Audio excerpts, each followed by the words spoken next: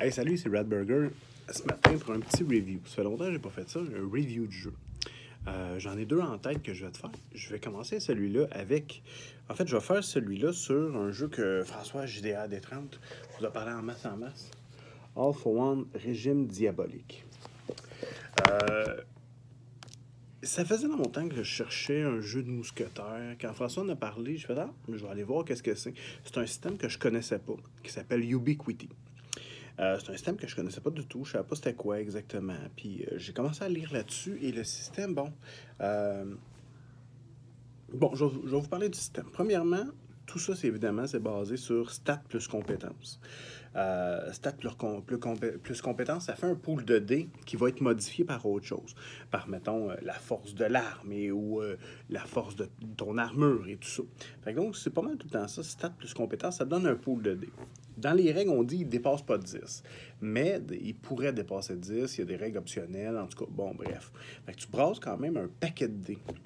N'importe quel dé. Parce que le succès, il faut que tu détermines à l'avance qu'est-ce qui est le succès. Est-ce que c'est pair ou impair?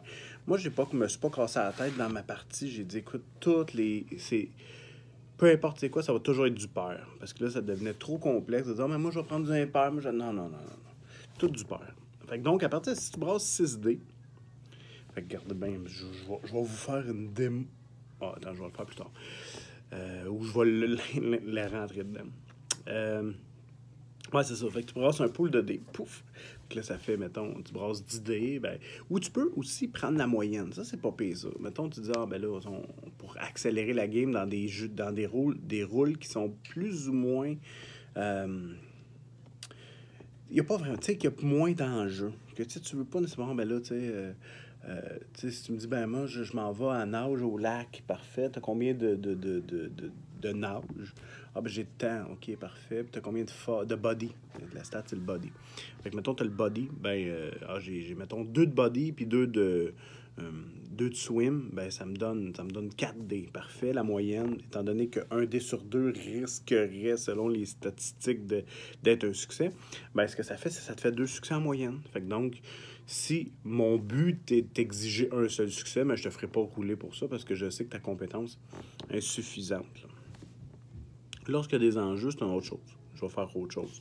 Là, je vais demander des jets. Donc, régime diabolique. Et là, il y a un paquet de modificateurs. Il y a 2 sortes de modificateurs. Il y a ceux qui vont directement influencer ton pool de dés. C'est-à-dire, mettons, j'ai 8 dés, mais je tire très loin. Fait que ça veut dire que je vais m'enlever, mettons, 4 dés. Ce qui me reste 4 dés pour avoir mon succès. Donc, ça, c'est un modificateur. Ou sinon, il y a des success thresholds. Dans le fond, des thresholds, c'est des seuils de succès.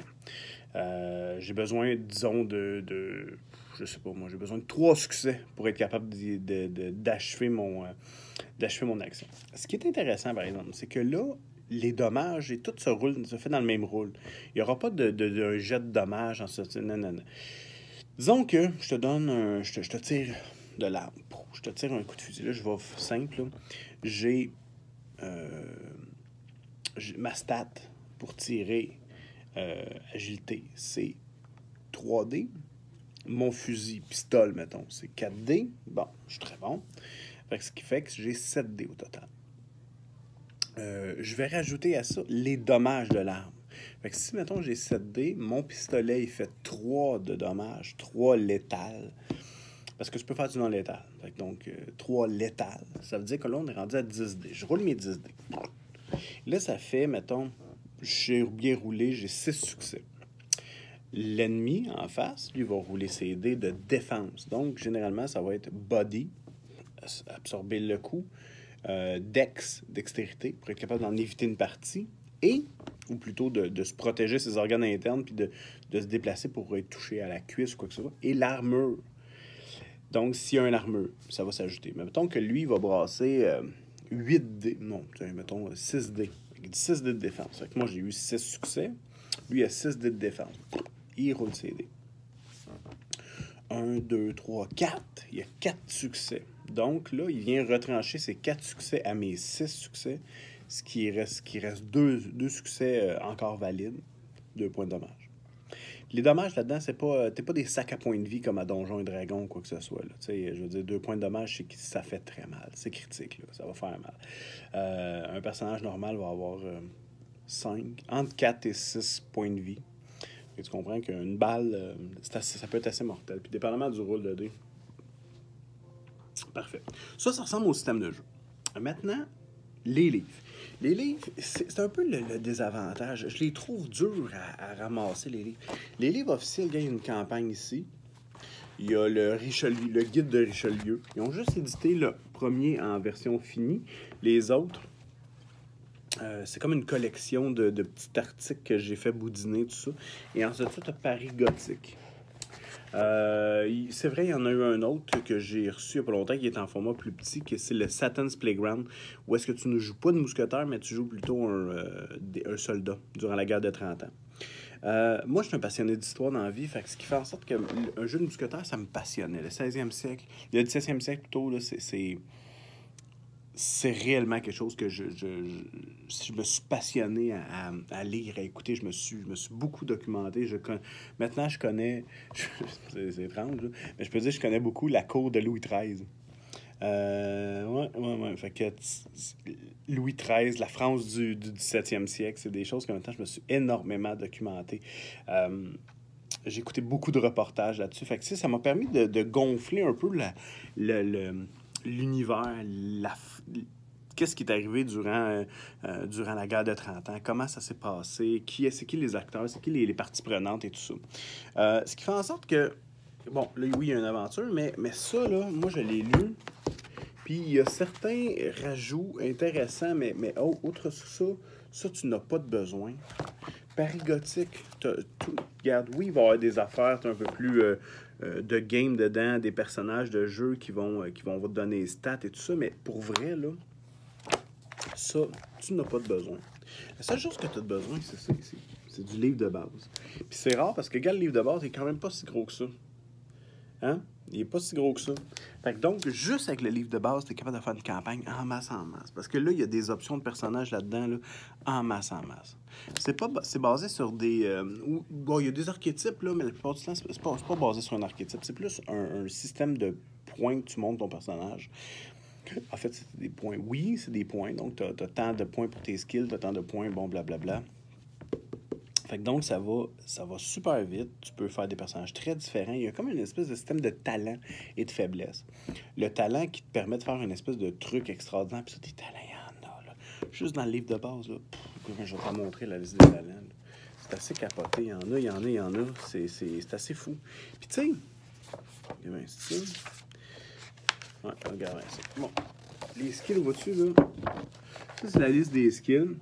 Ça devrait couvrir quand même bien ce qu'on cherche. Les talents, là, ils commencent en bas. Ah oui, c'est vrai. Aussi, il y a des ressources. Ressources, c'est ce qui te classe dans la société. T'es-tu un noble? T'es-tu un mousquetaire? Un caporal des mousquetaires? T'as-tu une richesse? T'as-tu un laquais? Et là, tout le monde parle avec un laquais. Ça peut être cool aussi. Fait que tu pourrais baser des games sur des laquais complètement. Dire, bon, mais aujourd'hui, c'est une game de laquais. Maintenant, les talents, tout le monde en a un en partant, pourrait en avoir deux avec les freebie points, mettons. Fait que tu vois-tu, regarde, j'en ai 2 pages là. J'en ai d'autres pages. Et là, après ça, je tombe dans les flats. Les flats, c'est mes désavantages. Donc, un désavantage, ça pourrait être, mettons, j'ai un vœu. Puis à chaque fois que tu joues selon ton désavantage, tu vas chercher ce qu'on appelle des style points. Style point, là, il faut pas être gros. Tu sais, il faut être généreux avec les style points. Quand tu arrives, mettons, genre, moi, il y a un mousquetaire qui arrive et qui me fait une espèce de passe ou une phrase avant de frapper. Je te donne un style point. Le style point, dépendamment de quel type de partie tu joues, ça peut donner 1 ou 2 dés supplémentaires sur un jet. Fait que donc, ça veut dire que le mousquetaire arrive, il veut tirer une balle très loin sur une corde de quelqu'un qui est pendu. Là, j'enlève 4 dés, 6 dés. Il était, il me reste 2 dés. Mais non. OK, je rajoute des style points. Donc, c'est ces points de style qui commencent avec un certain au début, à chaque aventure, puis qui en gagne, toutes les fois qu'il va avoir... qu'il va peut-être me dire, moi, je vais rajouter 3 style points. Fait que ça lui fait 5 dés, pouf, il l'a. Mais je vais lui donner un point de style de plus, parce que, écoute, c'est hot, là, tu l'imagines, là, très loin. Tu sais, la corde fend, la personne tombe à terre. Puis là, tout le monde se revient vers le mousquetaire qui est là avec son fusil qui fait... C'est ce genre de... Tu veux tu veux de l'épique, tu veux de la flamboyance, tu veux pas de... C'est pas sobre, là. Tu veux un jeu de mousquetaire. Donc, voilà. Moi, je vais t'avouer, là, le jeu, un des avantages pour tout le monde. Moi, je suis un collectionneur. Je vais avoir tous les livres, là, mais une chose super avantageuse, c'est comme je te dis, tu as juste besoin du livre de base. Celle-là, c'est un des seuls jeux à date dit traditionnel que je n'utilise. J'utilise le Paris, là, Paris gothique, là, je l'ai lu qu'en surface. Tout ce que tu as à faire, là, c'est d'aller lire. Tu sais, gars, mettons, je te donne un exemple. Là, présentement, je les ai envoyés dans une espèce de bastion, parce que là, il y a les Espagnols qui remontent tranquillement, puis tout ça. Et je les ai envoyés un bastion dans le sud de la France. Ils sont allés chercher un dignitaire. Mais quand ils sont arrivés là, tout le monde était mort. Et il y a une espèce de cavalier, pas sans tête, là, mais c'est un cavalier de mort. Et ce cavalier mort-là, c'est Gilles de Rais. Je cherche ça, Gilles de Rais, là. C'est un lieutenant de Jeanne d'Arc, et qui est un espèce de pédophile tueur en série de l'histoire de la France, c'est incroyable. Fait que, tu sais, moi, ça, je me suis basé sur un élément historique, parce que j'aime beaucoup ajouter des éléments historiques. Et ça m'a permis de faire ça. Donc, voilà. Écoute, jeu facile, jeu pas cher, jeu le fun, qui va chercher un thème qui est hyper... Tu veux dire bonjour? Bonjour. Bon. Qui donne un... Attends une seconde, je vais juste terminer ma vidéo, il me reste 2 minutes, OK? Après, fais-moi... Oui, je vais te faire imprimer des Pokémon. Imprimer des Pokémon, c'est pas grand-chose. Ah oui, thème historique. Je vais me donner de l'histoire, je vais chercher, je vais trouver des références historiques. Même, j'ai fait participer mes personnages à la guerre de 30 ans. Puis ça travaille beaucoup l'autorité, parce que là, t'as le roi. Le roi, tu déconnes pas avec le roi. Tu peux pas dire « Hey, le king! » Non, c'est un décorum, il y a une étiquette à la cour. Tu peux pas faire chier le roi comme tu veux. Puis pourtant, à chaque fois qu'ils ont sauvé le roi, je leur ai quand même donné des récompenses. Parce que le roi était très fort, ses récompenses. Fait que ça a comme développé une espèce de respect, puis de dire, ben là, le roi, il peut me donner, mais il peut beaucoup m'en enlever. Au même titre que tu es un mousquetaire, donc tu es un soldat en soi. Tu dois respecter une hiérarchie. Fait que ça veut dire qu'il y en a un dans le groupe qui a un grade de sergent. Fait que ça veut dire que quand le sergent dit de quoi, théoriquement, tu le suis. Puis sinon, tu vas t'astiner avec pour savoir pourquoi tu l'as pas fait. Fait que donc, ça change un peu la game, je te dirais. Ça change le pattern. Moi, j'ai beaucoup aimé. On est en campagne présentement. Ça fait, je pense, 5 ou 6 games qu'on joue. 5 ou 6 games qu'on joue. Le système est assez malléable pour le faire un peu, même si, malheureusement, à cause des malus, ça amène beaucoup de tables. Table de visibilité, table de ci, table de ça.